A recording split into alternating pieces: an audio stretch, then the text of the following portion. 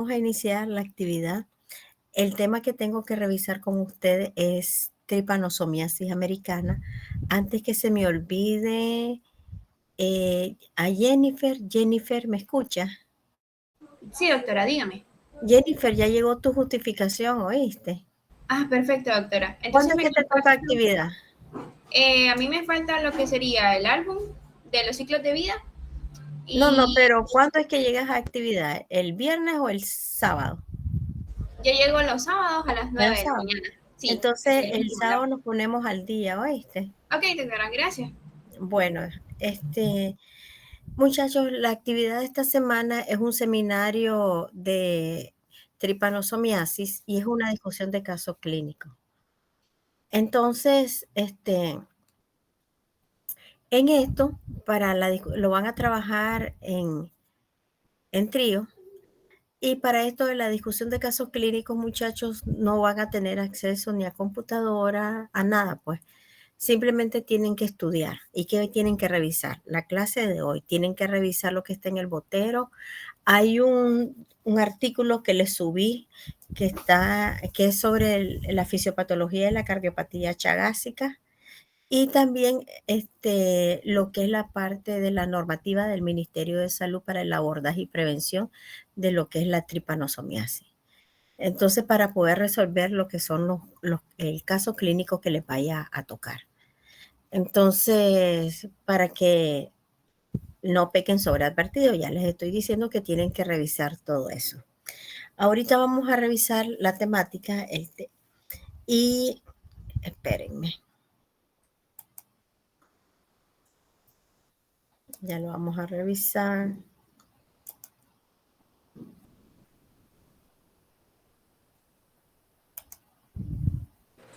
Doctora, por casualidad está proyectando. No, Ah, bueno. Ahí está, vale, sí. todavía no me he dormido, ¿viste? Doctora, Mm, dice Gabriel que tiene su correo de la UAM bloqueado y no puede entrar, que si le da acceso desde su correo normal, por favor.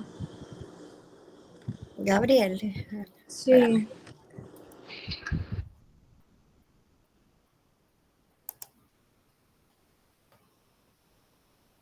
No sé si ya logró entrar. Ya, Gabriel.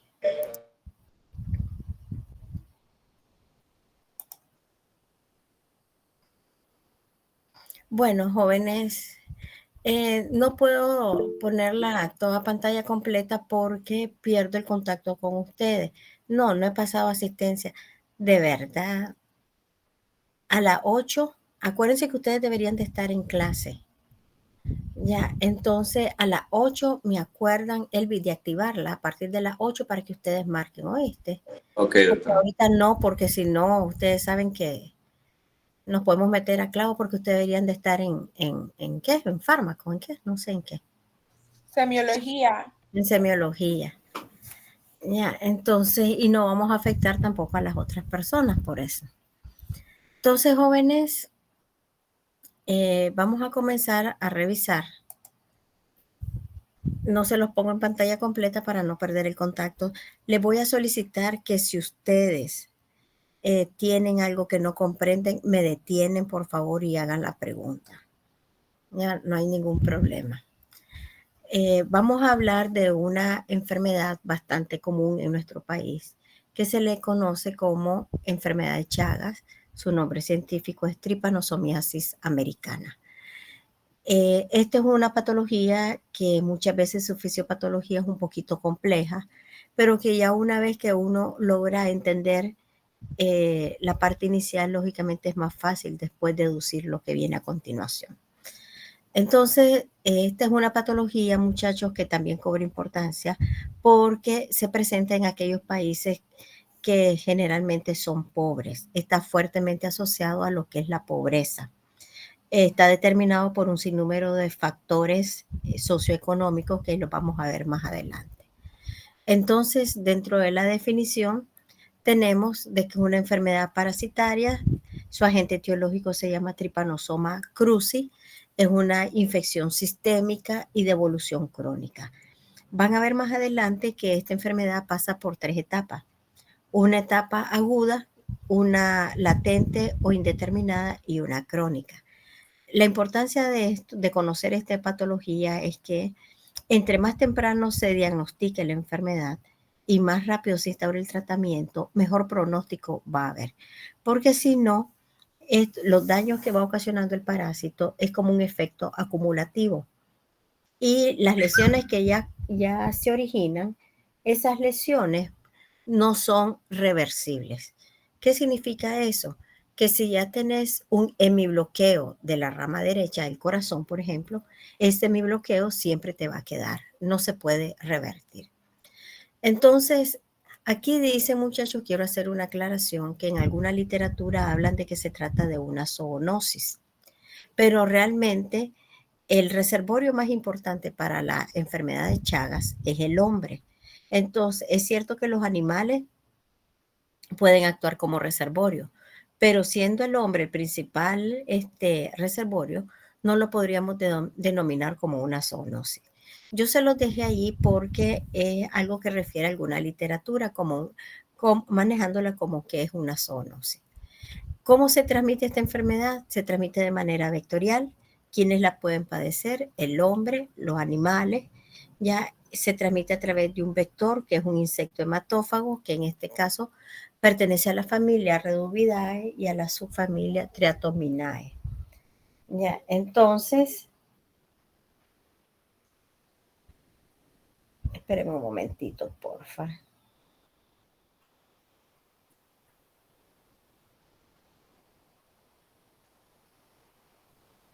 Entonces, ya decíamos que su agente etiológico es Trypanosoma cruzi. Todavía, muchachos, estamos en los protozoos, no hemos terminado la unidad de protozoos. Dentro de las generalidades podemos mencionar algo que ya se los había mencionado, que está fuertemente asociado a factores socioeconómicos, culturales, deficitarios, y se considera una enfermedad desatendida. Así ha sido denominada por la Organización Mundial de la Salud. Geográficamente, muchachos, hay 2 tipos de tripanosomiasis. Lo que se le conoce como la tripanosomiasis, en este caso americana, que es de la que vamos a hablar nosotros, y la tripanosomiasis africana. Las 2 entidades son producidas por tripanosomas, pero de especies diferentes, y los vectores también son diferentes. Entonces, aquí tenemos la clasificación taxonómica, y entonces tenemos que la familia Trypanosomatidae, y aquí encontramos alrededor de 5 géneros, pero los géneros que a nosotros nos interesan son 2, el género Trypanosoma y el género Leishmania. O sea que la próxima semana que nosotros revisemos Leishmania, van a ver que vamos a hablar de muchas, de formas evolutivas que ya hemos mencionado aquí y de muchas características que vamos a mencionar en esta patología. Entonces, tanto la Leishmania como el Trypanosoma pertenecen a la misma familia. ¿Y por qué están clasificados dentro de la misma familia? Si ustedes se fijan aquí en la parte derecha, estas son formas evolutivas que tiene el Trypanosoma cruzi. La familia Trypanosomatidae. Nosotros vamos a hablar de otras formas evolutivas que no habíamos hablado anteriormente. Y dentro de las formas evolutivas que encontramos en esta familia, tenemos una forma ovaladita redondeada que se llama mastigote y 3 formas alargaditas, fusiformes. Una que se llama promastigote, otro que se llama epimastigote y uno que se llama tripomastigote. En el caso de Trypanosoma, muchachos, nosotros vamos a hablar de amastigote, vamos a hablar de epimastigote y de tripomastigote. En el caso de Leishmania, vamos a hablar de amastigote y vamos a hablar de promastigote. ¿Ya? Entonces, ¿qué es esto azul que ustedes observan aquí en la parte central? Eso es el núcleo. ¿Ya? Entonces, ¿qué nos permite identificar una forma evolutiva de la otra? En primer lugar, existen formas que son flageladas, que son móviles, como por ejemplo el promastigote, el epi y el tripo. Ustedes pueden ver esta, es el flagelo, esto que va aquí. En cambio, el amastigote no tiene flagelo, aunque algunos dicen que tiene un flagelo rudimentario que está dentro de él, pero que no le sirve para la movilidad. Entonces, el amastigote es considerado una forma inmóvil, a diferencia de las otras 3 formas evolutivas. ¿Qué otra característica tenemos en esta familia? Es una estructura, esta que ustedes observan aquí, esa barrita chiquita, que se llama cinetoplasto o kinetoplasto. Ustedes lo pueden encontrar con C o con K, ya cualquiera de los 2 nombres, cinetoplasto o kinetoplasto. Entonces, ¿qué me permite identificar un epimastigote de un tripomastigote? Si ustedes se fijan, el núcleo está en el centro, pero lo que nos tenemos que fijar ahora es la posición del flagelo, de dónde emerge el flagelo. Por ejemplo, en el tripomastigote, aquí tenemos el kinetoplasto. El kinetoplasto está posterior. Miren, esta es la parte anterior, aquí. Y esta es la parte posterior de los parásitos. Entonces, ¿qué pasa en este caso? El kinetoplasto en el tripomastigote está posterior al núcleo. De ahí sale el flagelo y el flagelo bordea una membrana ondulante que tiene el tripomastigote para salir por la parte anterior del parásito. ¿Qué pasa con el epimastigote?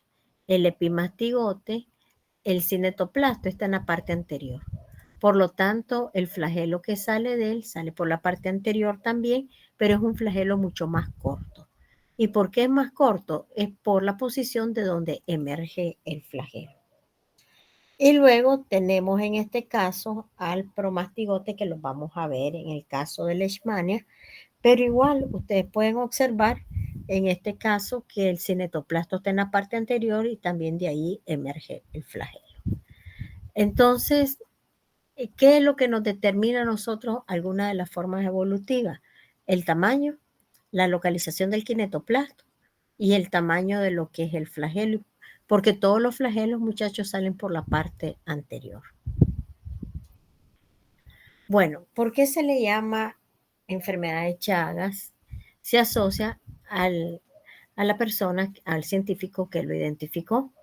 Carlos Chagas, en 1909, fue que identificó el vector, identificó en este caso a lo que es el agente etiológico, o sea, el parásito, y comenzó a describir las primeras lesiones patológicas.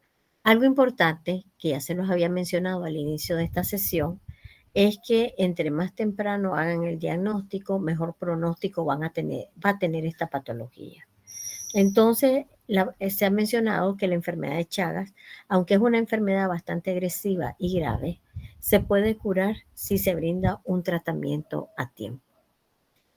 Entonces, dentro de la parte etiológica, el parásito que causa la tripanosomiasis, entonces ya saben ustedes que se llama Trypanosoma cruzi, es un hemoflagelado, ya por lógica ya saben ustedes que se encuentra en la sangre, ya es un parásito fusiforme, aquí lo pueden ver ustedes, estas culebritas características. Lo que observan en el centro es el núcleo y miran este puntito que está en el extremo. Este puntito que está en el extremo es el kinetoplasto. Y por la parte anterior sale el flagelo.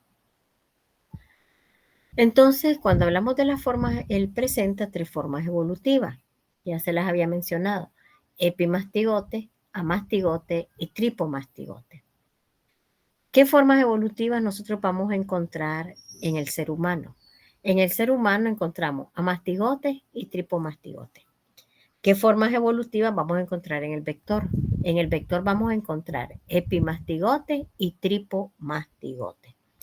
Entonces hablemos del epimastigote. Al igual que el tripo, tiene una forma fusiforme, alargada, y el epimastigote es una forma evolutiva que lo vamos a encontrar en el intestino medio del vector. ¿Dónde más podemos encontrar los epimastigotes?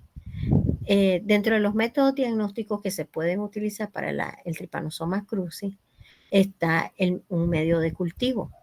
Entonces, cuando se utiliza el medio de cultivo, para la identificación de Trypanosoma cruzi, la forma evolutiva, muchachos, que nosotros vamos a encontrar es el epimastigote. Entonces, por lo tanto, el epimastigote solo se encuentra en el intestino medio del vector y en los medios de cultivo. Acuérdense que yo les había dicho que este no se encuentra en nosotros. El epimastigote tiene la función de hacer división binaria. Por lo tanto, él es el que se divide en el intestino medio del vector. Y ya habíamos mencionado que el kinetoplasto está en la parte anterior al núcleo y que el flagelo sale también por la parte anterior. El mastigote tiene esta forma ovalada o redondeada. Este lo vamos a encontrar en el huésped vertebrado. Ya, es una forma que lo vamos a encontrar a nivel de los tejidos. ¿Ya? Se multiplica o se divide por fisión binaria, no posee flagelo, y van a formar acúmulos a nivel de la célula. Y esos acúmulos de mastigotes se le conocen como nidos. Aquí pueden observar en esta imagen, es un frotis de un tejido, y este montón de pelotitas que ustedes observan son los amastigotes. Luego tenemos el tripomastigote, que tiene esa forma alargada, fusiforme. También lo encontramos en el huésped vertebrado.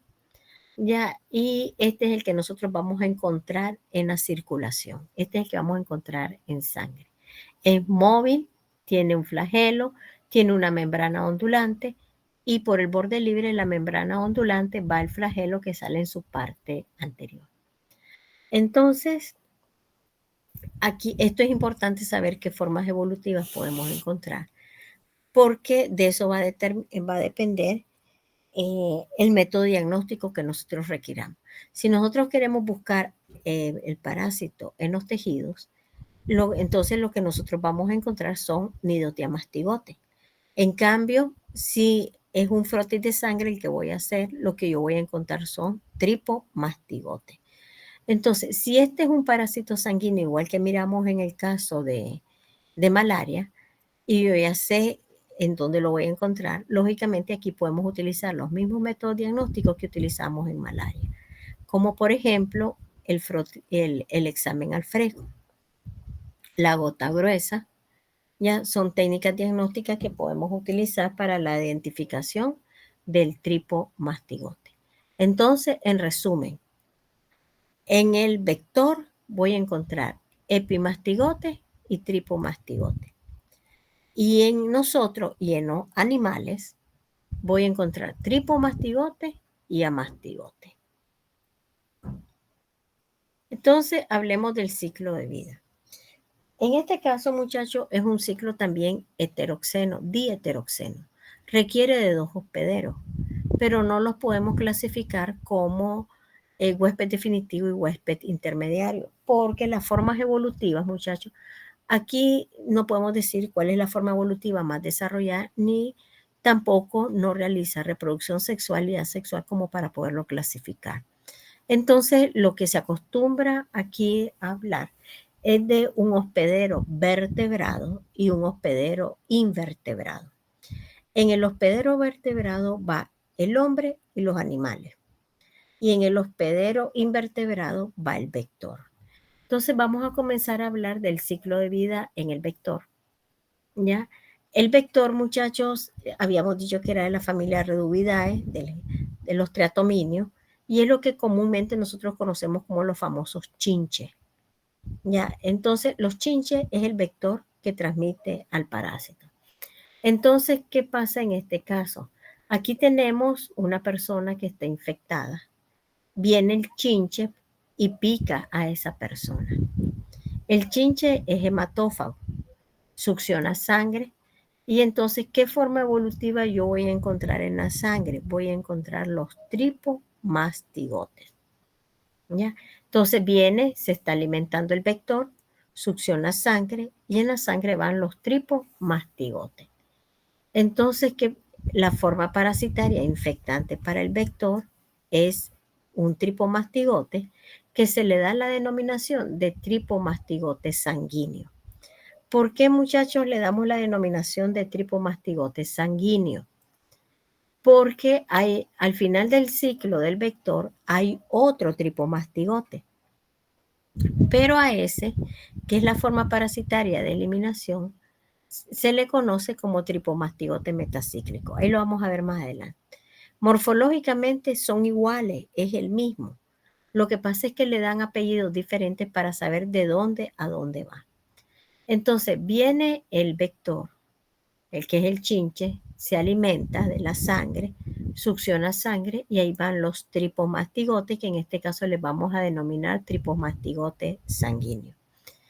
¿Qué pasa con los tripomastigotes sanguíneos? Se dirigen al estómago del vector y se comienzan a redondear. Y en ese caso se le denomina esferomastigote. Posteriormente, el esferomastigote sigue avanzando hacia lo que es el intestino medio del vector y allí se transforma en epimastigote. El epimastigote, muchachos, es una forma, acuérdense que habíamos dicho que es la forma evolutiva del parásito que hace división binaria. Entonces, ¿qué pasa? En el intestino medio del vector se origina una gran cantidad de parásitos, porque el parásito es donde se multiplica, ahí es donde se hace su división binaria. ¿Por qué el esferomastigote no lo mencionamos en las formas evolutivas? Porque el esferomastigote es una forma de transición, ya no es una forma evolutiva que permanece mucho tiempo. Entonces, ya en el intestino medio se forman los epimastigotes, hacen división binaria y estos epimastigotes se dirigen hacia el intestino posterior del vector. Aquí está la ampolla, la rectal. Entonces, ¿qué pasa allí en el intestino posterior? El epimastigote se transforma en tripomastigote nuevamente. Pero en este caso, los que encontramos en el intestino posterior del vector ya no son tripomastigotes sanguíneos, sino que se le dan el nombre de tripomastigote metacíclico. Entonces, entra como tripomastigote y sale como tripomastigote. Pero la forma parasitaria infectante es el sanguíneo y la forma parasitaria de eliminación es el metacíclico. Entonces, ¿cómo sale este tripomastigote metacíclico? Viene cuando el vector se alimenta, muchachos, crea un mecanismo reflejo y él defeca. Ya, las heces en ellos se llaman deyecciones. Entonces, cuando él se está alimentando, él al rato defeca y en las deyecciones salen los tripomastigotes metacíclicos. ¿Ya? Entonces, ¿dónde quedan los tripomastigotes metacíclicos? Están en las heces del vector cuando él defecó sobre la piel de nosotros.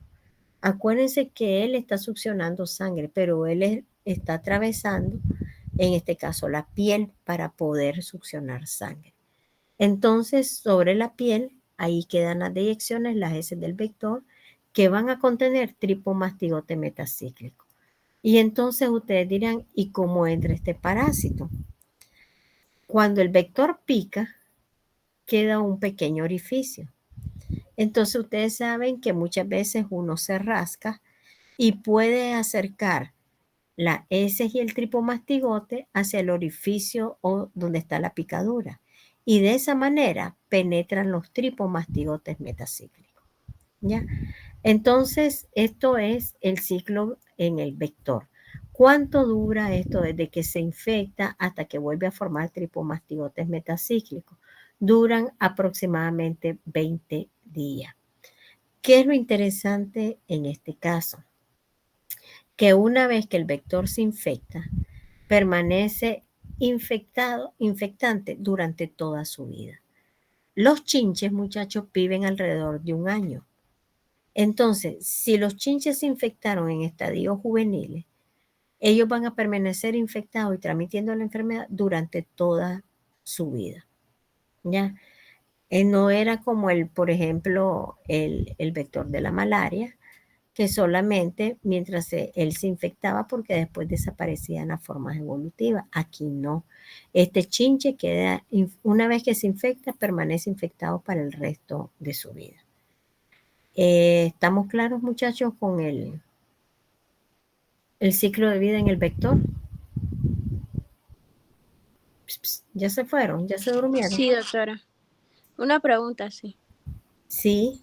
Nos decía que el esferomastigote no estaba mucho tiempo, pero si se llega a hacer, digamos, alguna toma de tejido gástrico puede aparecer. No, hija, porque este es el vector, acordate. Ah, ok, ya Sí, entendí. sí. Sí. Entonces, las muestras son para nosotros. Este ciclo está ocurriendo en el vector. Ah, ok, ya. Ujú. Entonces, vamos al de nosotros y el de los animales. El chinche se vuelve a alimentar, ¿verdad? Succiona sangre y defeca. Entonces, aquí hablemos de una persona que no está infectada ahora.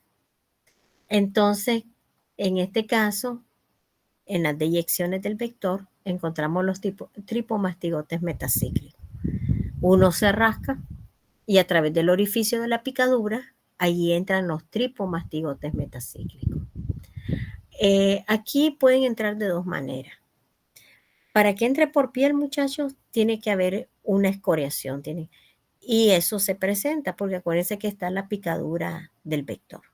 Entonces, a través del orificio, a través del hoyito, ahí pueden entrar los tripomastigotes. Pero también pueden entrar por las mucosas. Y por las mucosas es más fácil que atraviesen. Ya pueden entrar por la mucosa ocular, nasal o bucal. Entonces, el vector te puede picar en cualquier parte del cuerpo o en algunas ocasiones te puede picar cerca de lo que es el ángulo externo del ojo. Y ahí van a producir una lesión muy característica de la enfermedad de Chagas que vamos a hablar más adelante.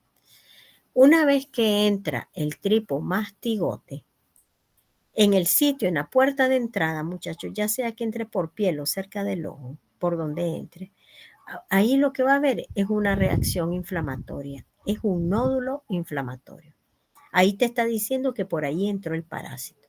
Es la primera lesión que nosotros vamos a encontrar. Entonces, cuando penetra en la piel, vámonos a los mecanismos de defensa, las barreras y todo eso. ¿Quiénes son los primeros que lo agarran al tripomastigote? Lo agarran los macrófagos de piel. Entonces, fagocitan al parásito, que en este caso es el tripomastigote, y el tripomastigote va dentro del fagosoma. Pero el tripomastigote no se queda allí en el fagosoma, sino que escapa del fagosoma y se va al citoplasma de la célula. ¿Por qué escapa del fagosoma? Porque si se queda allí, las enzimas van a llegar cuando se forma el fagolisosoma y va a destruir al parásito. Entonces, para evitar ser destruido, él deja la vacuola vacía, aquí lo pueden ver, y él se escapa hacia el citoplasma. Este es un mecanismo de evasión de la respuesta inmune. Entonces, ya cuando está en el citoplasma de la célula, este tripomastigote se transforma en amastigote. ¿Por qué se transforma en amastigote? Porque acuérdense que el amastigote es la forma de multiplicación intracelular. Entonces, en este caso, se fijan ustedes cómo el tripomastigote se comenzó a transformar en amastigote. Entonces llega un momento en que la célula se llena de amastigotes. Cuando la célula está llena de amastigotes, hay una lisis celular. La célula se tiene que romper. Y entonces, al momento de liberarse, los amastigotes no se liberan como amastigotes, sino que inmediatamente se transforman en tripomastigote nuevamente. Y estos tripomastigotes son los que caen a la circulación nuevamente. Estos son los que ya llamamos tripomastigotes sanguíneos. Entonces, ya cuando andan en sangre, ¿qué hacen estos tripomastigotes? Van a buscar más tejidos en los cuales ellos invadir. Y entonces, ¿qué tipo de tejidos le gusta al tripomastigote? Le gusta todos aquellos órganos que son ricos en sistema retículo endotelial. Vamos a hablar de hígado, vaso, ganglios, etc. Le gusta músculo liso, le gusta músculo estriado, músculo cardíaco y menos frecuentemente sistema nervioso. ¿Ya? Entonces, viene y los tripomastigotes se meten en esos otros tejidos, se meten nuevamente a las células ¿Y qué vuelven a hacer los tripomastigotes? Lo mismo que hicieron inicialmente. Escapan del fagosoma, se van al citoplasma, se transforman en amastigotes. Los amastigotes sufren división binaria, rompen las células, se transforman nuevamente en tripomastigotes, van a la circulación, vuelven a buscar y así están constantemente repitiendo ese ciclo. Lo que pasa es que aquí lo hacen a puerta de entrada. A ver, en el lugar donde él entra, hace una reacción inflamatoria, ¿ya? Pero luego él alcanza los vasos sanguíneos y linfáticos y se disemina por todo el organismo. Y es ahí donde ya alcanza todos estos tejidos que le gusta a él y vuelve y está haciendo lo mismo, ¿ya? Entonces, ¿qué pasa? Que cuando están en sangre puede venir otro chinche, te pica y entonces vuelven a infectar a los chinches y de esa manera vuelve a continuar el ciclo. El periodo prepatente dura de 7 a 14 días. El periodo prepatente es, muchachos, desde que uno se infecta hasta que se puedan identificar las primeras formas evolutivas. Ya, y entonces, de esa manera, este periodo prepatente coincide con la fase aguda de la enfermedad. La fase aguda de la enfermedad de Chagas es un periodo bastante corto, ya no dura tanto, pero la enfermedad puede seguir avanzando, evolucionando, si no das tratamiento a tiempo. ¿Preguntas, jóvenes, con el ciclo de vida? ¿Estamos claros? Bueno, aquí los tenemos. Esta imagen me gusta bastante porque aquí está, miren, está defecando el chinche y entran los tripomastigotes por el orificio de entrada. Aquí está un macrófago capturándolo, ya haciendo fagocitosis. Aquí va en la vacola, pero después él se escapa de la vacola. Y el tripomastigote inmediatamente se transforma en amastigote. Aquí está la división y después se rompe la célula y se liberan como tripomastigote, que van a buscar nuevamente otra célula. Esta primera parte, que es en la puerta de entrada, coincide con las primeras lesiones que nosotros podemos observar. En la puerta de entrada siempre va a haber una reacción inflamatoria, un nódulo inflamatorio. Entonces, a esa reacción inflamatoria en la puerta de entrada se le conoce con el nombre de chagoma de inoculación, ¿ya? Es una reacción inflamatoria en la puerta de entrada. ¿Y dónde puede ocurrir el chagoma? Entonces, puede ocurrir en cualquier parte del organismo, en cualquier parte del cuerpo, ¿ya? Brazos, antebrazos, puede ser bien en los miembros inferiores o bien puede ser en el ángulo externo del ojo. Entonces, cuando se da este tipo de afectación a nivel de ojo, se produce un edema bipalpebral. Y a esta lesión característica se le conoce como chagoma ocular, complejo oftalmo ganglionar, o se le conoce con el nombre del signo de Romaña. Cualquiera de las tres cosas es lo mismo. ¿Y por qué se produce este edema bipalpebral? Porque cuando los parásitos ingresan, producen un bloqueo de los linfáticos. Y al bloquear los linfáticos, se produce el famoso edema. Entonces, cuando nosotros encontramos este signo de Romaña, esto es característico de la enfermedad de Chagas. Lo que me está diciendo es que por ahí entró el parásito. Ahora, si todos los pacientes, muchachos, llegaran con el signo de Romaña, todo fuera fácil. Pero el problema es que solo un mínimo porcentaje de los pacientes presentan el signo de Romaña, que es el signo patoneumónico de la fase aguda de la enfermedad de Chagas. Generalmente muchos de los pacientes llegan con el nódulo inflamatorio, o sea, el chagoma cutáneo. Pero esto no es tan característico porque puede parecer cualquier lesión ya en donde te picó un vector determinado. Entonces, a nivel epidemiológico, ¿se acuerdan que decíamos de que la enfermedad de Chagas está fuertemente asociada a factores socioeconómicos? Esto es lo que se conoce como el rancho chagásico. Es el hábitat propicio para el chinche. Entonces, El rancho chagásico está compuesto por techos de paja, techos de madera, las paredes son de adobe y ustedes saben muy bien que cuando el lodo o el adobe se seca se forman grietas y por esas grietas, en esas grietas les encanta vivir a lo que es el chinche. El chinche le gusta la oscuridad, ya al chinche no le gusta la luz. Por eso es que él pica sobre todo durante la noche. Entonces, el 14 de abril ha sido denominado como el Día Mundial de la Enfermedad de Chagas en honor al primer caso que se diagnosticó, que se trata de una niña brasileña. Realmente se identificó esta afectación de manera errónea, porque lo que andaban investigando era otra cosa y encontraron estos tipos de parásitos. Este es un mapa donde están las zonas más afectadas, las zonas endémicas para la enfermedad de Chagas. Si ustedes se fijan, todo lo que es América Latina es endémica en la enfermedad de Chagas. Y se menciona que casi el 100% podría ser curable siempre y cuando se haga un diagnóstico temprano. Entonces, aquí tenemos el mapa de transmisión. Lo más rojo es donde lógicamente hay una mayor transmisión de la enfermedad.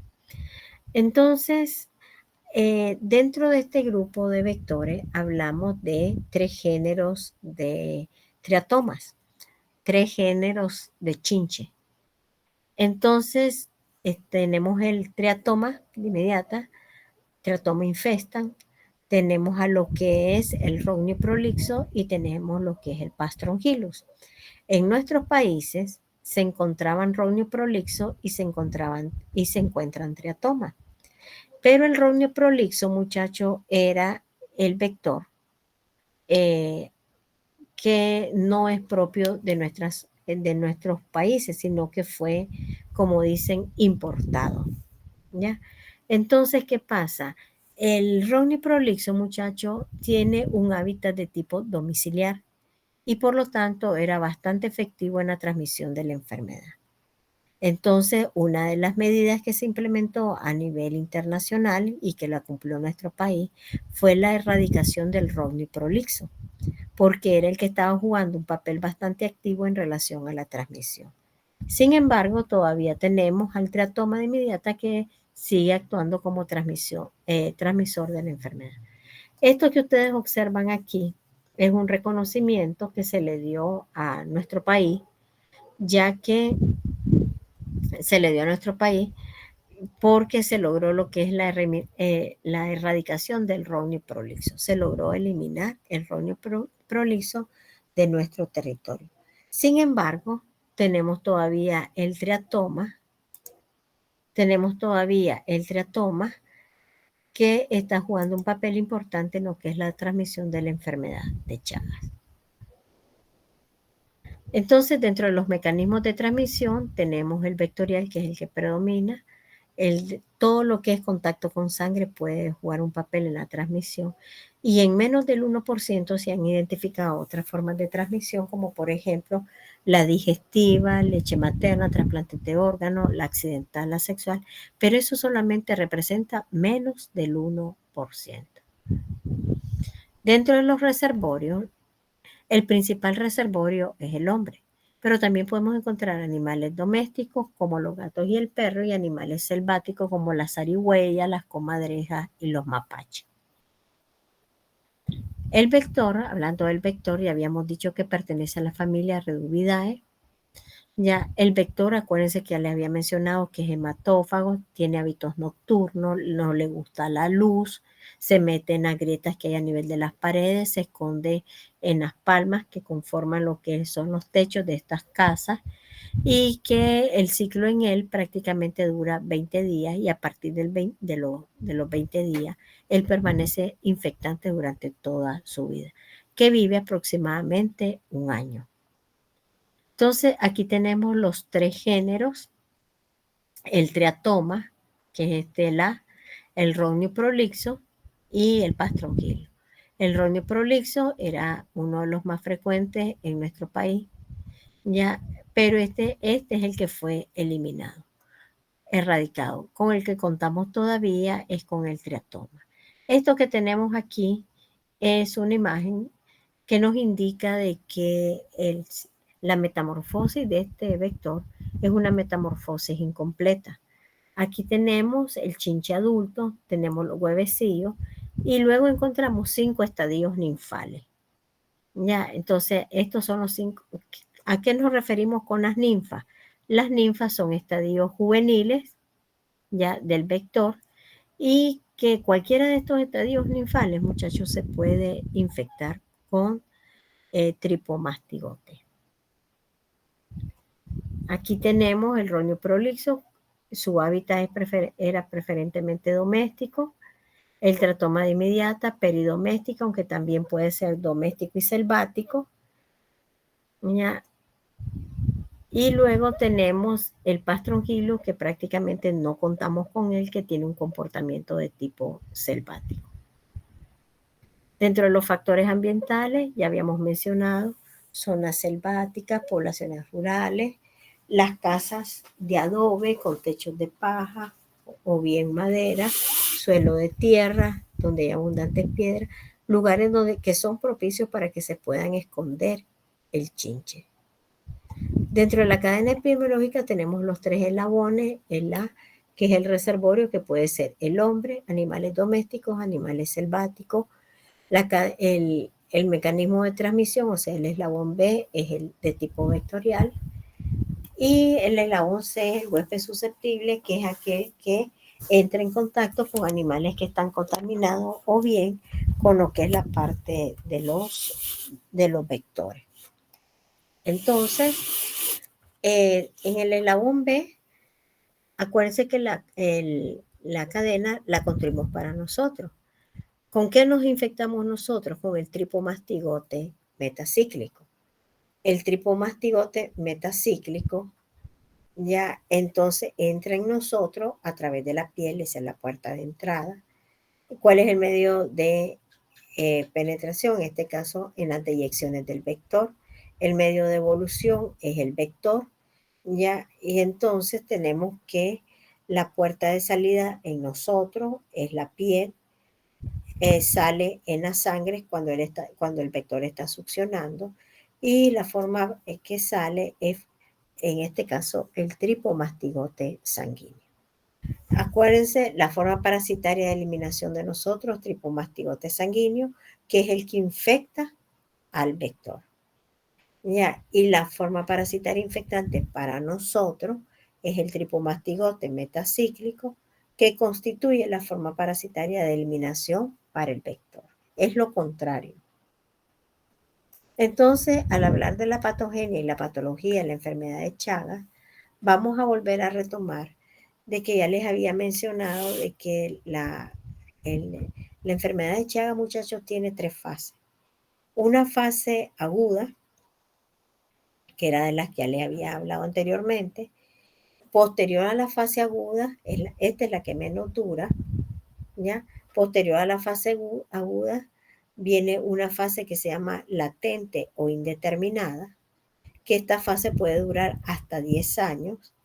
Y después de eso tenemos una fase crónica de la enfermedad, que cuando ya prácticamente los pacientes presentan todas las alteraciones derivadas de los daños que ocasionó el parásito. Entonces, ¿cuáles son los mecanismos de daño que puede ocasionar este parásito? Se dice que cuando se habla de la enfermedad de Chagas, la enfermedad de Chagas es una combinación de un sinnúmero de teorías, de un sinnúmero de mecanismos, ¿ya? Se proponen varios mecanismos. Y como nosotros ya manejamos, hay mecanismos que son directos y mecanismos que son indirectos. Los directos son aquellos ejercidos por el parásito. ¿Cuál es lo más común que podemos evidenciar? Un mecanismo de acción directa del parásito, que se acuerdan que él está destruyendo las células y está ocasionando una reacción inflamatoria. Eso es uno de los primeros daños y el daño más marcado que hay durante la fase aguda de la enfermedad. Eso explica la lesión y el proceso inflamatorio que se da en esta fase. ¿Cuáles son los principales órganos que se afectan? Corazón, esófago y colon. Pero también hay una afectación de lo que es el sistema nervioso parasimpático.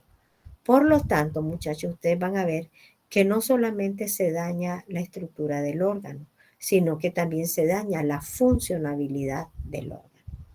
Unido a esta reacción inflamatoria, producto de la lisis celular del parásito, también se habla de que hay una acción vascular por afectación de los vasos sanguíneos y una acción tóxica producto de la liberación de antígenos que libera este parásito.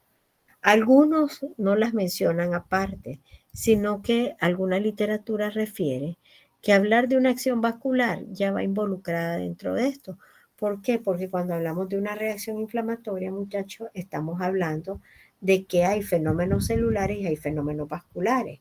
Por lo tanto, como que ya la acción vascular va implícita dentro de este mecanismo directo que ocasiona la reacción inflamatoria. Y la acción tóxica también se considera que va incorporada dentro de lo que es la reacción inflamatoria. Luego tenemos otro mecanismo parasitario no inmune, que es cuando se da una destrucción de las neuronas poganglionares autónomas. Y a eso conlleva a alteraciones del sistema nervioso autónomo. A esto, cuando él destruye este sistema nervioso autónomo, a esto se le denomina teoría neurogénica o teoría de la denervación. O sea que se destruye la parte nerviosa. De ahí viene el término de denervación. Entonces, ¿dónde ocurre esto? En las células del sistema parasimpático. Puede haber una estimulación simpática excesiva, pero luego hay una afectación de este funcionamiento por una sobrecarga de trabajo. Y luego de estos dos mecanismos parasitarios directos, caemos al mecanismo indirecto de tipo inmunológico o autoinmunitario. El parásito libera algunas proteínas que va a compartir epítopos con antígenos del hospedero. Aquí lo que desarrolla el parásito, muchachos, es un mecanismo de evasión de la respuesta inmune que se llama mimetismo molecular. El mimetismo molecular es un mecanismo de evasión en el cual el parásito se disfraza de los antígenos del hospedero para engañar al sistema inmune. Pero después, ¿qué pasa? El sistema inmune comienza a producir anticuerpos que actúan contra los antígenos nuestros. Y a eso se les llaman autoantígenos. Y entonces comienza a destruir, por ejemplo, tejido conectivo, endocardio, la laminina, el músculo estriado. Ya, entonces esos anticuerpos se denominan autoanticuerpos y desarrollan fenómenos de autoinmunidad. Y aquí se activa tanto la inmunidad humoral como celular, pero en lugar de protegernos, más bien ya la respuesta inmune nos está atacando a nosotros. Entonces, estamos hablando de mecanismos parasitarios directos y de mecanismos inmunológicos o parasitarios indirectos. Ya, en los directos, más que todo, predominan en la fase aguda y ya el inmunológico predomina, comienza a presentarse en lo que es la fase latente o indeterminada y es la que predomina en la fase crónica de la enfermedad.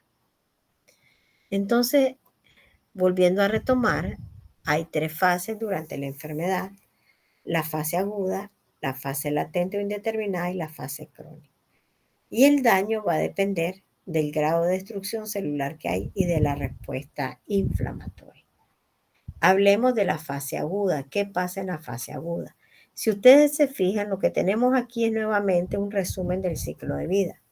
Los tripomastigotes son englobados por los macrófagos, hay un aumento del calcio intracelular y por lo tanto eso muchas veces evita que se dé la fusión fagolisosoma.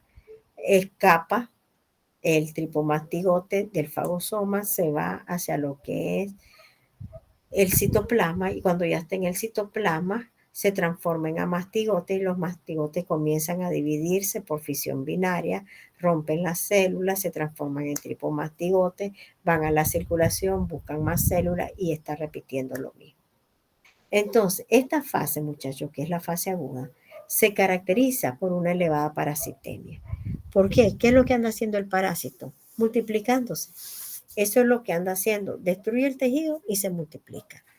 Entonces, esta fase aguda dura de 10 a 15 días. Si ustedes se fijan, esto coincide con lo que habíamos mencionado en lo que es el ciclo de vida, que en el periodo prepatente generalmente duraba de 7 a 14 días. Entonces, si ustedes se fijan, coinciden perfectamente bien.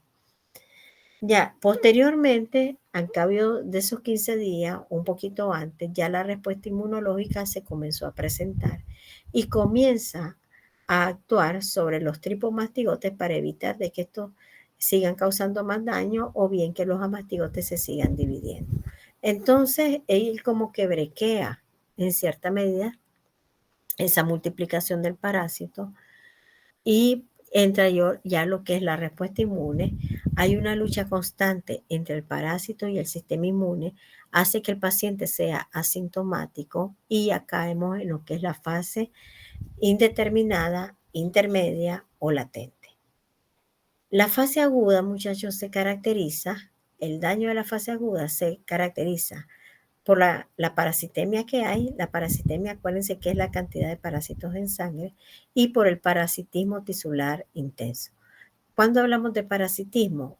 Cuando los parásitos se meten en los tejidos, y cuando los parásitos están en sangre, hablamos de parasitemia. ¿Cuáles son los tejidos que más afectan? Ya habíamos dicho corazón, ¿ya? Y le gusta lo que es esófago y lo que es colon sobre todo, y menos frecuentemente sistema nervioso central. También, ¿se acuerdan que en el ciclo de vida les decía que le gusta todos aquellos tejidos ricos en sistema retículo endotelial? Entonces, vamos a tener afectaciones de hígado, de vaso, de ganglio, y entonces eso se expresa como linfadenopatía, hepatomegalia, esplenomegalia, que son indicadores de tensión inmunológica. Entonces, en la fase aguda, lo que ocurre en la puerta de entrada es una reacción inflamatoria, que se evidencia como el chagoma cutáneo, que son los nódulos que se dan en cualquier parte del cuerpo, o bien por el complejo oftalmoganglionar, que también se le conoce como chagoma ocular, o bien como signo de Romaña, que en este caso puede haber un bloqueo de los canales linfáticos que nos lleva a edema local. Esta fase es más frecuente en niños, la mortalidad es bastante baja, cerca del 10%, y si se llegan a presentar complicaciones, las principales complicaciones son miocarditis y meningoencefalitis. Entonces, ¿se acuerdan que en esta fase decíamos que ya al final de la fase aguda se comienza a desarrollar una respuesta inmunológica que comienza o trata de destruir al parásito? Entonces, en esa lucha nos hace que caigamos en la fase latente o indeterminada.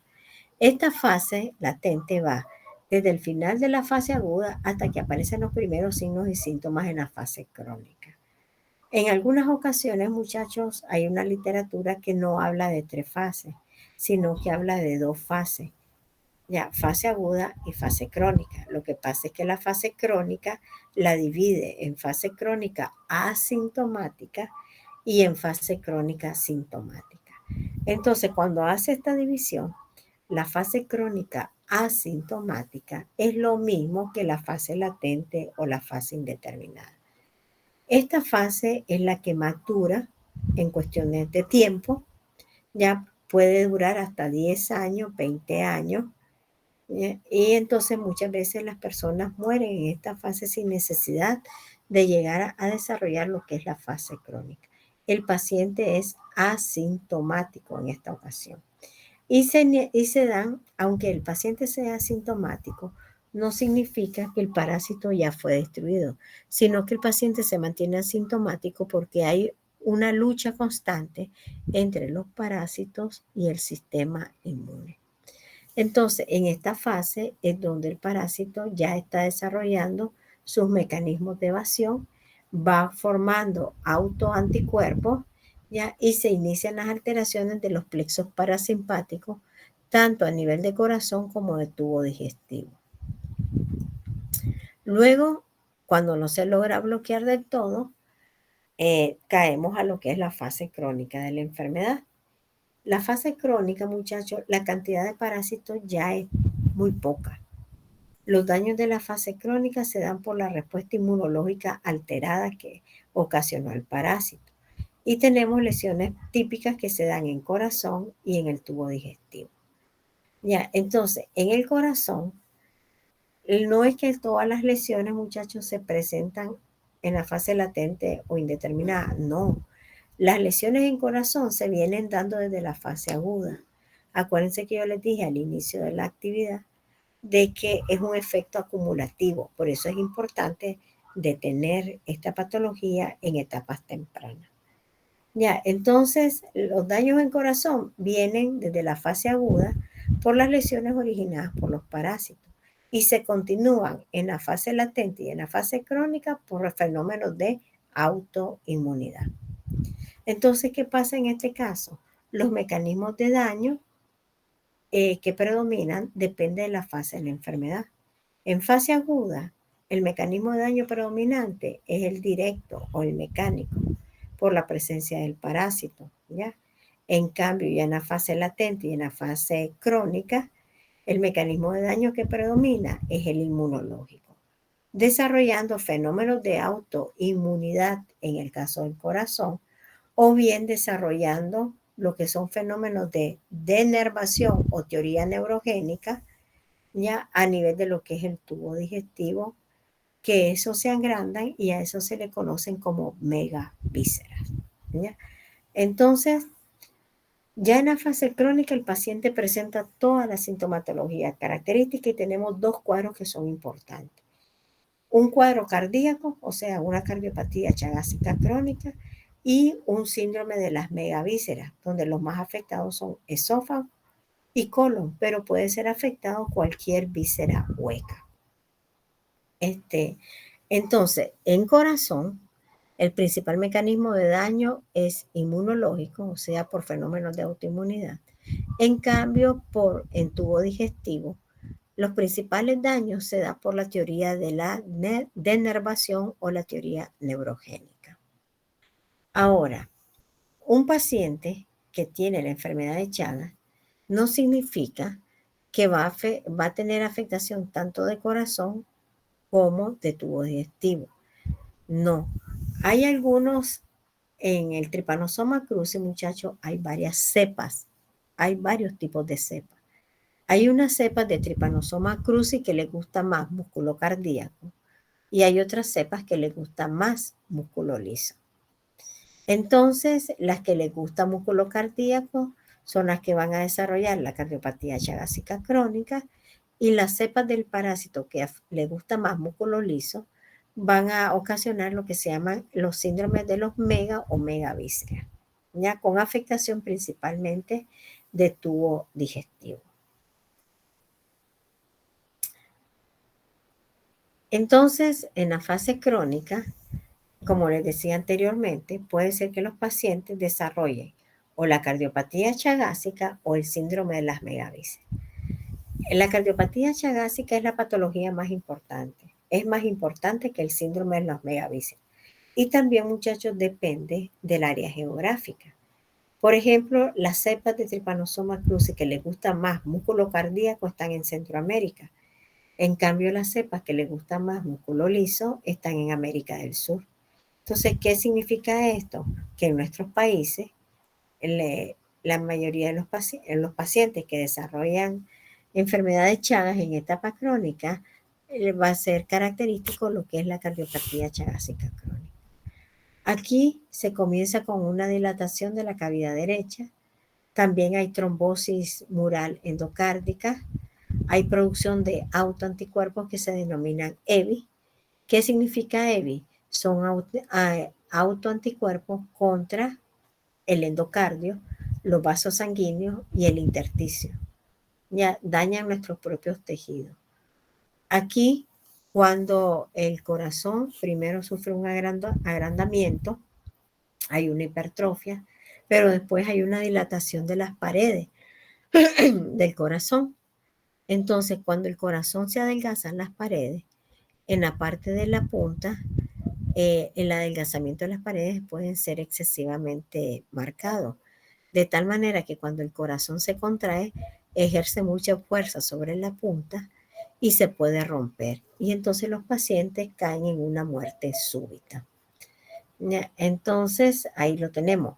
A esta lesión que se produce aquí se le conoce como el aneurisma apical, ¿ya? O sea, el aneurisma de la punta del corazón. Y también, además de que se daña, ajá, Elvi, Doctora, ¿qué significaba la I del EBI? intersticio. Y aquí. Bueno, entonces, les decía que además de dañarse la estructura cardíaca, además de dañarse el tejido, también se daña el sistema de éxito-conducción del corazón. Y por eso van a haber muchas alteraciones que se muestran a través del electrocardiograma. Entonces ustedes van a ver que en algunas ocasiones algunos pacientes pueden tener un hemibloqueo, el HAS de IS, o pueden tener un bloqueo completo. Esto lo que explica es la fisiopatología de cómo se da el daño cardíaco. Lo que está en la letra A, esta imagen, es, digamos, lo que sucede en la fase aguda. ¿Qué pasa en la fase aguda a nivel cardíaco? Entran lo que son los tripomastigotes, se transforman en amastigotes y los amastigotes luego rompen las células y se van a transformar en tripomastigotes. Ya la imagen B, C y D lo que nos indica es que posterior a esto, a la imagen A, posterior a eso, se desarrolla una respuesta inmune específica. ¿Qué significa eso? Que es una respuesta inmune que trata de destruir ya los parásitos, pero a la vez que destruye los parásitos también daña las células cardíacas.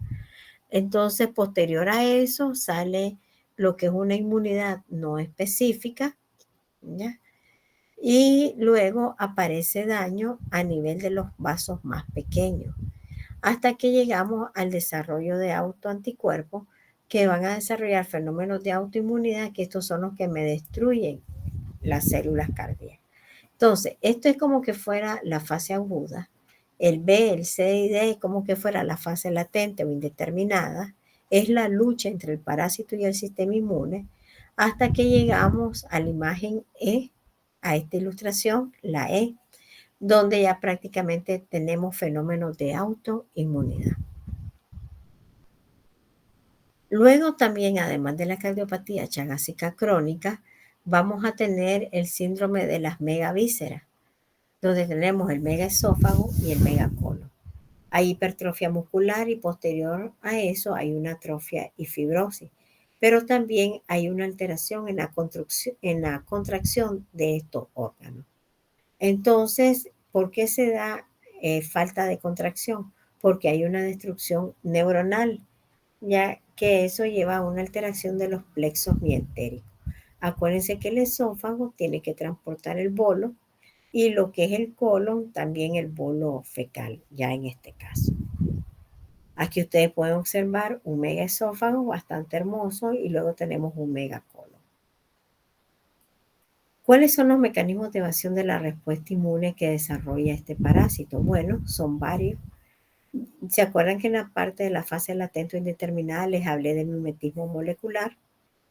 Pero también intervienen lo que son los cambios antigénicos.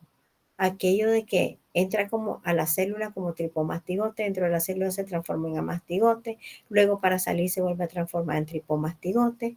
Ya eso permite que realice un reciclaje de sus antígenos superficiales. También inactiva el sistema del complemento.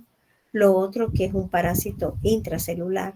Ustedes saben que en un inicio donde entra es dentro de los macrófagos, pero también evita que sea destruido dentro de los macrófagos, porque inhibe la unión fago-lisosoma y causa estados de inmunosupresión porque evita la liberación o hay una falta de producción de la interleucina 2, que la interleucina 2 es la que se encarga de activar a los TH, o sea, a los T ayudadores.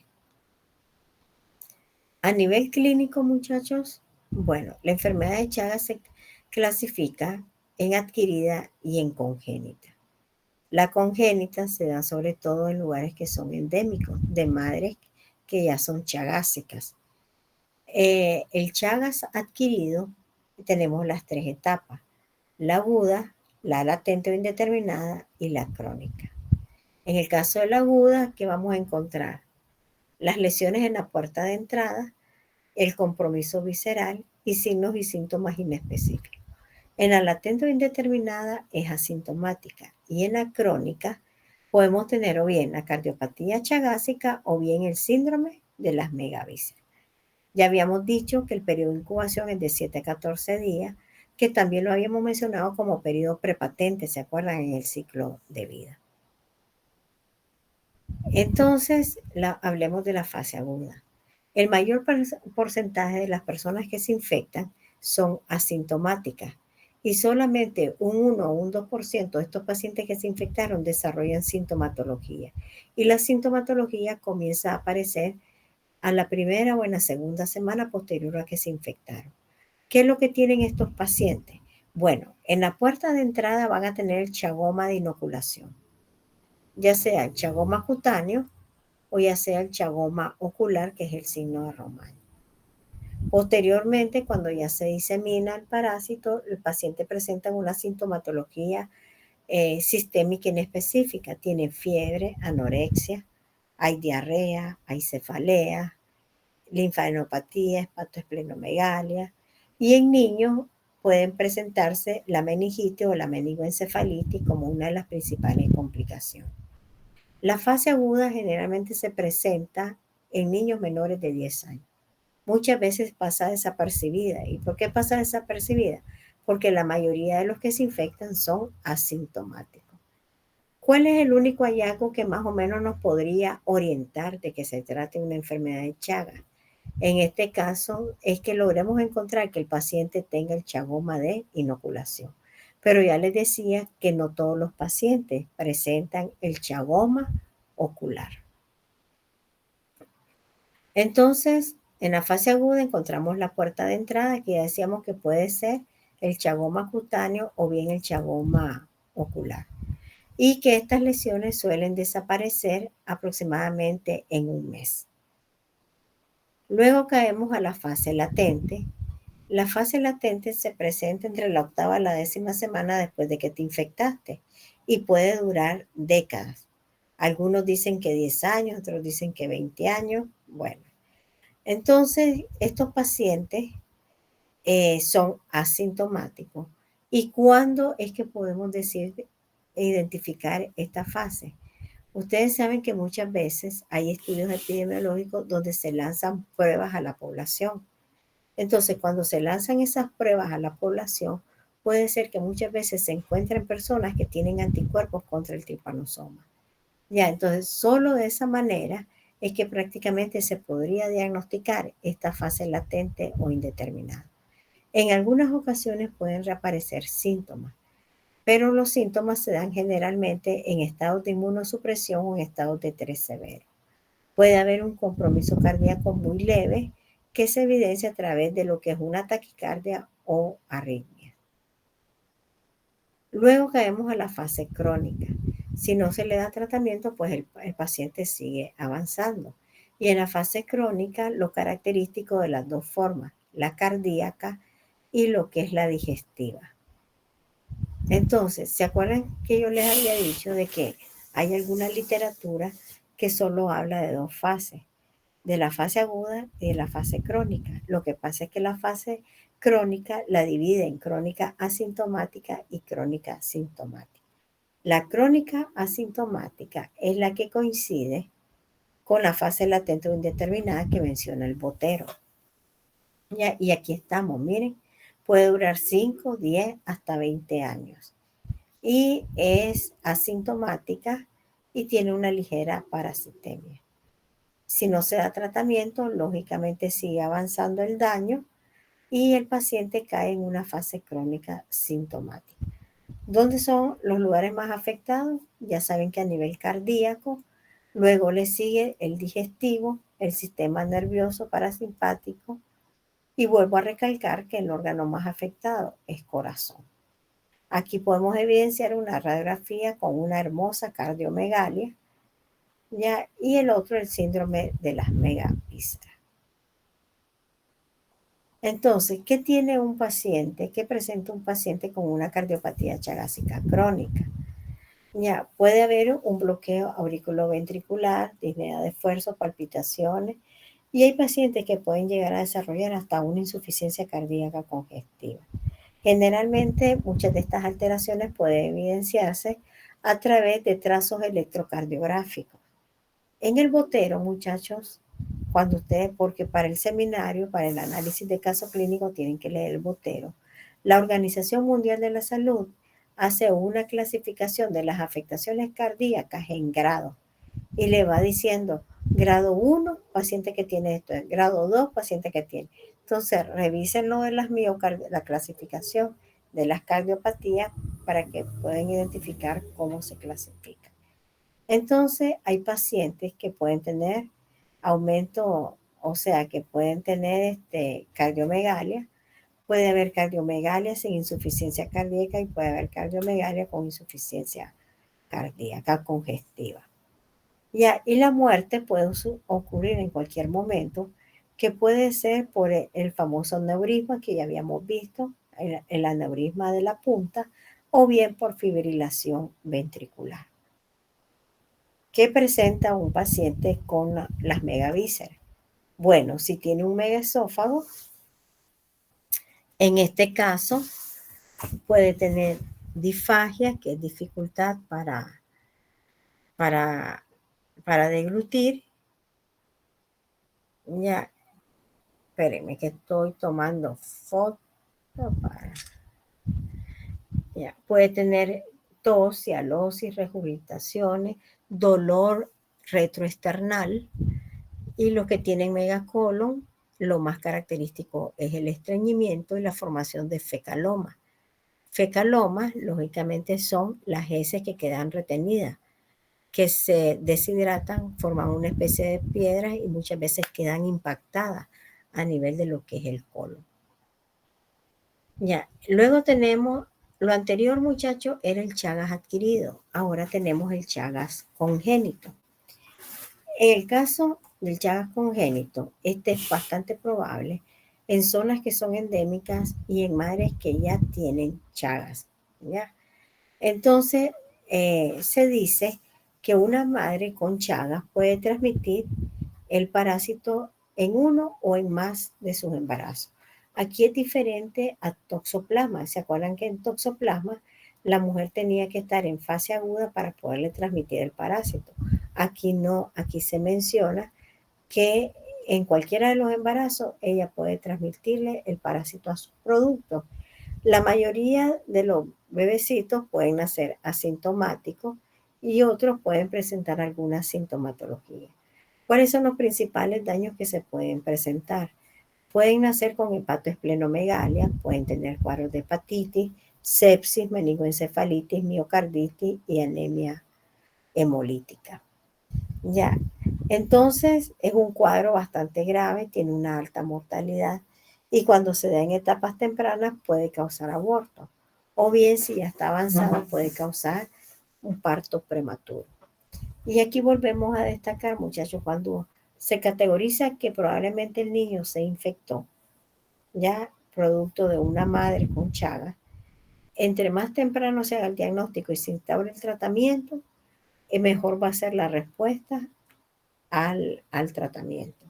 Entonces, los niños infectados tienen una excelente respuesta al tratamiento para destruir a lo que es el parásito. ¿Cómo hacemos el diagnóstico? Bueno, la clínica ustedes saben que es bastante inespecífica. ¿Qué pasa en la fase aguda? La mayoría de los pacientes son asintomáticos. Y los que llegan a presentar sintomatología es una sintomatología inespecífica. Y muy pocos pacientes tienen el signo de Romaña, que vendría a ser el signo característico o patoneumónico de la fase aguda de la enfermedad de Chagas. ¿Ya?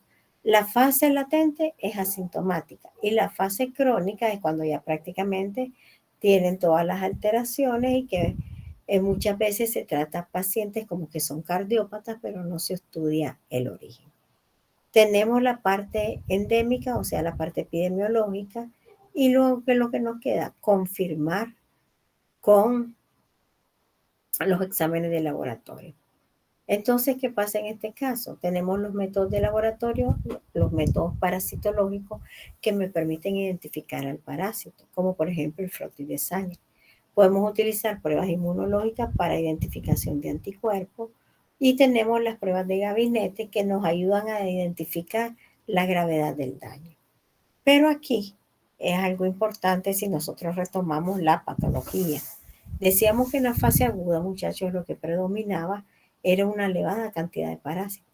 Por lo tanto, ¿cuáles son las mejores técnicas diagnósticas que se utilizan para la fase aguda?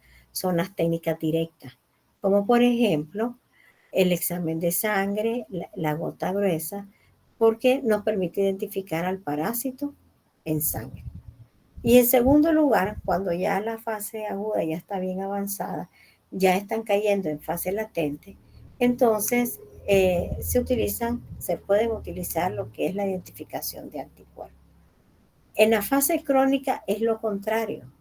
Como en la fase crónica lo que predomina es la respuesta inmunológica alterada, los primeros métodos que se deben de utilizar son las pruebas serológicas, que nos permiten identificar anticuerpos contra el parásito.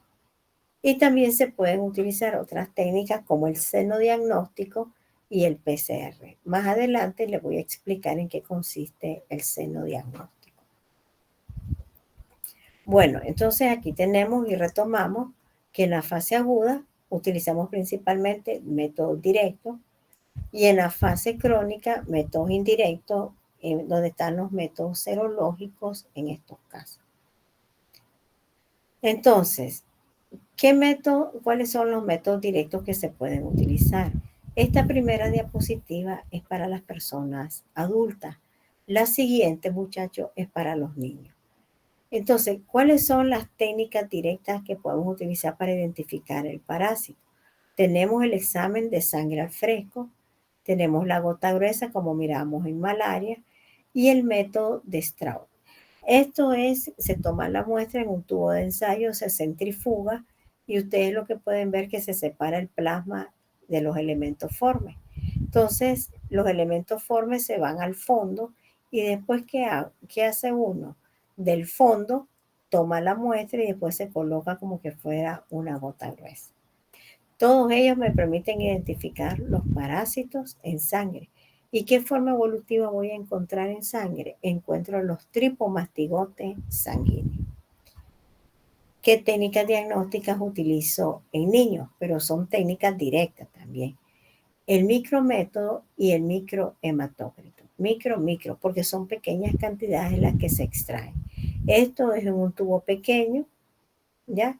Se centrifuga y luego se separa. Y esto es con la utilización de los capilares y después se coloca y se hace como que fuera una gota gruesa. Esas son las técnicas que se utilizan para niños. Ahora, ¿cuáles son los métodos parasitológicos indirectos?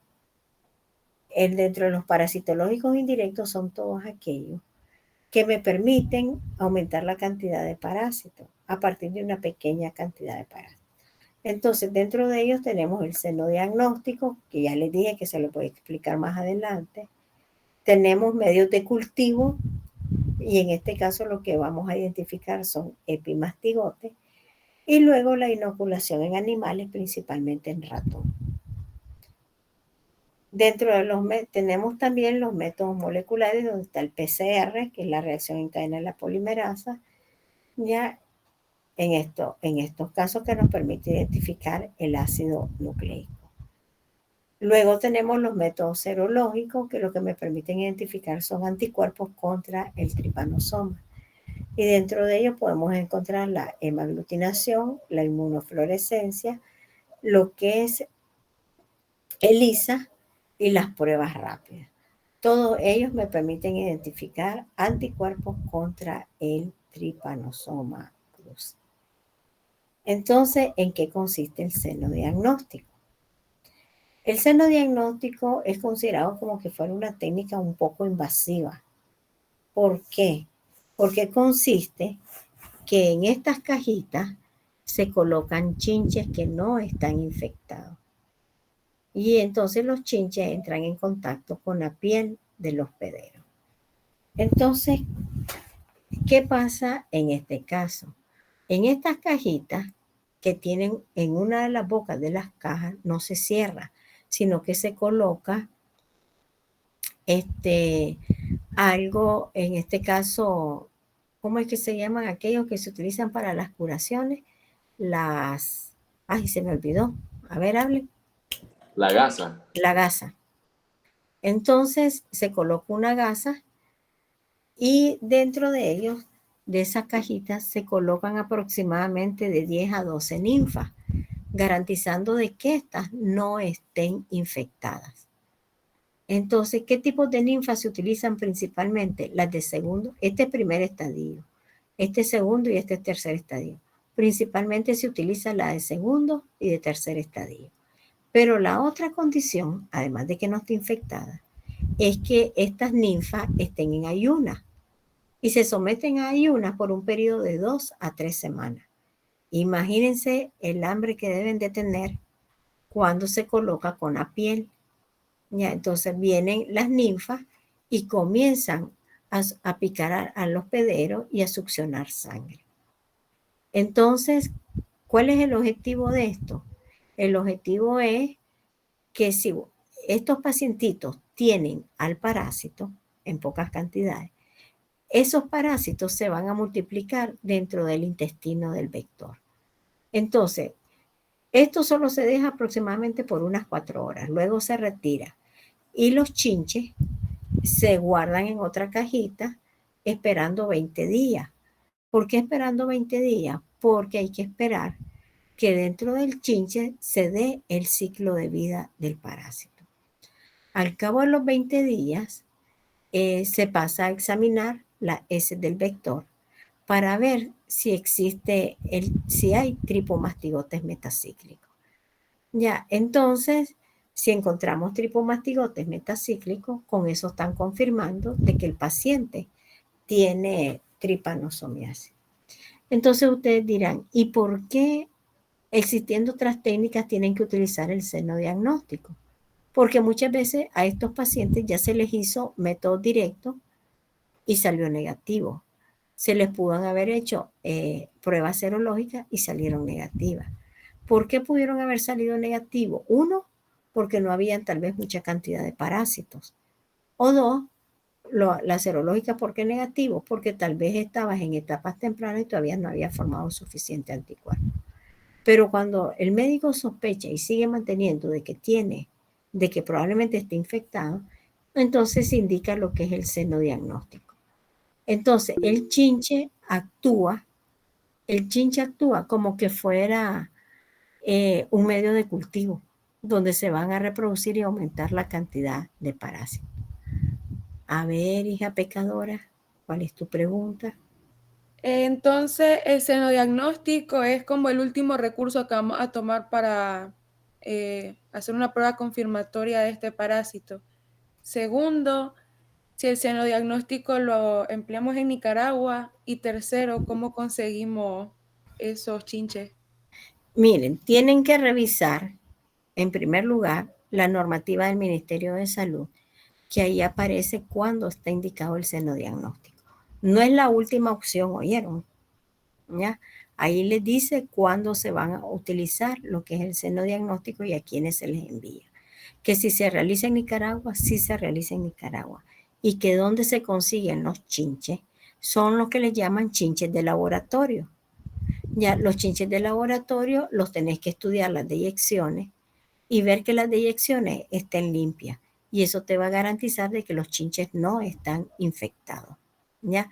No son chinches, bueno, se agarran en la naturaleza, se estudian los chinches para ver si los chinches están limpios. Y si los chinches están limpios, ellos se van a seguir reproduciendo, los mismos chinches. y entonces los chinches van a estar libres de infección y esos son los que vas a estar utilizando para hacer esa técnica diagnóstica. Ahora sí. Ahora sí, y último, ¿el senodiagnóstico solo es para pacientitos o también No, en se hacen pacientes? adultos también. Ok. Sí. Bueno, esto ustedes lo van a encontrar también en lo que es la normativa del Ministerio de Salud, donde aparece lo que es la definición de caso sospechoso agudo y caso agudo confirmado. El sospechoso es aquel paciente de una zona endémica con alguna sintomatología rara que te haga pensar que probablemente sea Chagas. ¿Y cuándo es agudo confirmado? Cuando tenés la sintomatología, venís de una zona endémica y aplicaste una prueba de laboratorio y te salió positivo para Trypanosoma cruzi. ¿Ya? Entonces, este es el algoritmo que te indica en fase aguda. Este primero es para fase aguda. Vas a buscar la parasitemia. Entonces, acuérdense que lo que predomina en la fase aguda es una elevada cantidad de parásitos. Entonces viene y si le hago una gota gruesa y yo logro identificar parásitos, yo lo clasifico como positivo. Y con solo eso, yo confirmo la enfermedad de Chagas. Inmediatamente iniciamos tratamiento. Ya, si le hago pruebas parasitológicas directas, me salen negativas, o pruebas serológicas y me salen negativas, entonces, ¿qué es lo que tengo que hacer? Yo tengo que esperar un periodo de 2 a 3 meses de la primera prueba, vuelvo a citar al paciente y vuelvo a repetirle las pruebas serológicas y las pruebas parasitológicas. Si alguna de ellas me sale positivo, ya sea la parasitológica o ya sea la serológica, confirmo nuevamente que es Chagas. Pero si me salen negativos, yo ya estoy descartando que ese paciente no tiene Chagas. Eso es para la fase aguda. La fase crónica, acuérdense que la fase crónica y la latente va con pruebas serológicas. Entonces, en este caso, ¿a quiénes se le hace? Pacientes que son asintomáticos o que tienen sintomatología cardíaca, que hay alteraciones electrocardiográficas o alteraciones reales. Entonces, en este caso, ustedes tienen que mandarle 2 pruebas serológicas, ¿ya? Si las 2 pruebas serológicas me dan positivo, ya categorizo al paciente como Chagas, ¿ya? Como tripanosomiásica. Si una prueba me da positiva y otra prueba me da negativa, tengo que hacer una tercera prueba diferente a las 2 anteriores. Entonces, si la tercera prueba me sale positivo, ya con esto yo estoy confirmando de que es Chagas. Pero si la tercera prueba me sale negativa, entonces, ¿qué tengo que hacer? Tengo que volver a realizar nuevamente otra prueba. Ya, y si las 2 pruebas serológicas me salen negativas, ya con eso descarto la enfermedad de Chagas. Ya, entonces tenemos el algoritmo de abordaje para los pacientes, tanto en fase aguda como en fase crónica de la enfermedad. Y luego pasamos a la prevención y control. Por eso es que les decía, muchachos, que tienen que revisar las normativas. Tienen que revisar, por ejemplo, aquí les dice paciente asintomático con sintomatología cardíaca. Tienen que ver el grado de afectación cardíaca. Eso está en el botero, ¿ya? Que les dice grado 1, grado 2, grado 3, grado 4. Y les va identificando qué tiene cada uno de los pacientes. La prevención y control está destinado, 1, al mejoramiento de las viviendas, que es el hábitat, por ejemplo, de los chinches. 2, al control vectorial, aunque se dice que muchos de los chinches son resistentes a lo que son los insecticidas. Ya, medidas preventivas personales, como el uso de mosquitero para evitar que los chinches te piquen, el tamizaje de sangre y una vez que se hace el diagnóstico, el acceso temprano al tratamiento y al seguimiento. Entonces, dentro de lo que es el tratamiento, tenemos el tratamiento antiparasitario que se basa en Nifurtimox y el benzimidazol. Si ustedes se fijan, se dan por más de un mes. Por lo tanto, tiene que ser un tratamiento algo vigilado por el personal de salud, porque muchas veces pueden tener muchas reacciones adversas. Pero además del tratamiento parasitario, también se indica tratamiento sintomático. ¿Qué significa eso? Que si es un paciente que ya tiene taquicardias o que está haciendo fibrilaciones, hay que hacer el manejo farmacológico de las taquicardias o de las fibrilaciones. Ya, algo importante es, muchachos, que entre más temprano ustedes hacen el diagnóstico, más temprano ponen el tratamiento y mejor pronóstico tienen los pacientes. Ya, porque las lesiones no se revierten. Ya, el daño te queda hasta donde vos cortaste con el tratamiento. Por lo tanto, el pronóstico depende del momento, bueno, depende si instauraste tratamiento o no instauraste tratamiento y en qué momento lo hiciste. Si instauras tratamiento en los pacientes que están infectados, se dice que el 70% de los pacientes tienden a curar. ¿Qué pasa con el otro 30% si no le das tratamiento? El otro 30% evoluciona a una fase indeterminada y luego a una fase crónica. Entonces, puede pasar lo siguiente, que si haces un tratamiento sintomático, pero el paciente no está curado, ya no hay un tratamiento antiparasitario, la sobrevida puede ser de unos 5 a 10 años. Pero si no hay tratamiento ni sintomático ni parasitológico, puede ser que la muerte ocurra de manera súbita en cualquier momento. Entonces, estas últimas diapositivas prácticamente son resúmenes ya de lo que ya nosotros hemos abordado.